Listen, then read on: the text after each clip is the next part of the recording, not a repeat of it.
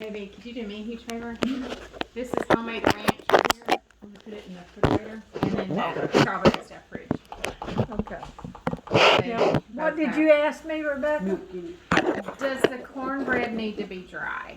Yes, well, I'm gonna tell you what I learned when, as a matter of fact, I only had Ginger and Ty. We had 2 children, and Aunt Lynn come down there. Aunt Lynn is Bert's aunt on his daddy's side.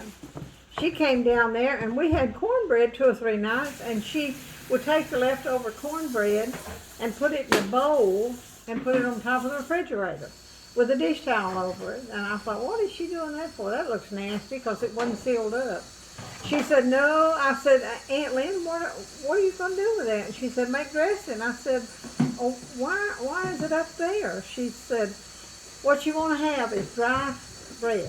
She said, so you let your bread dry out while it's on top of the refrigerator and cover it up, because your dry bread absorbs the moisture from the broth. Oh, that makes sense. Now when I make my cornbread, I purposely make it real dry.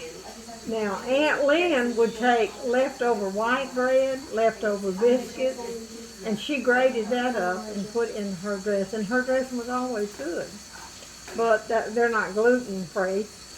But if you just make your cornbread, when you make it real dry rather than make it moist. Make your cornbread and make it real dry. And then it absorbs your juices better. So that's why this bread is dry. Well, what all's in cornbread? 2 eggs, buttermilk, stir it up and put it in a hot pan and bake it. How much cornmeal?